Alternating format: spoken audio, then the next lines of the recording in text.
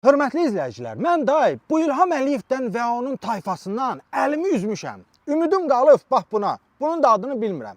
Deməli, əgər mən bunu tam üfrəsəm, bizim arzularımız Çin olacaq. Mehman Hüseynov nə istəyir ki? Mehman Hüseynov istəyir ki, qazın, suyun, işığın qiyməti azalsın. Metroda, avtobusda gediş haqqı azalsın. İlham Əliyev bu cəmaata uşaq pulu versin, pensiyanı qaldırsın, pensiya yaşını azaltsın, iş yerləri açsın, İlham Əliyev qazilərin pensiyasını qaldırsın.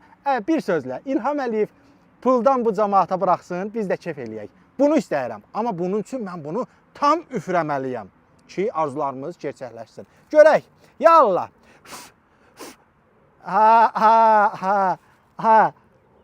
Ümidimizi sənə bağlamışdıq. Yemədik, getdik.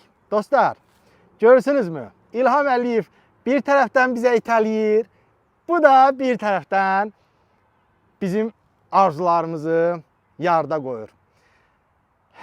Məncə biz belə şeylərə çox inansaq, hər şey yaxşı olacaq. Bax, nə deyim, Buy!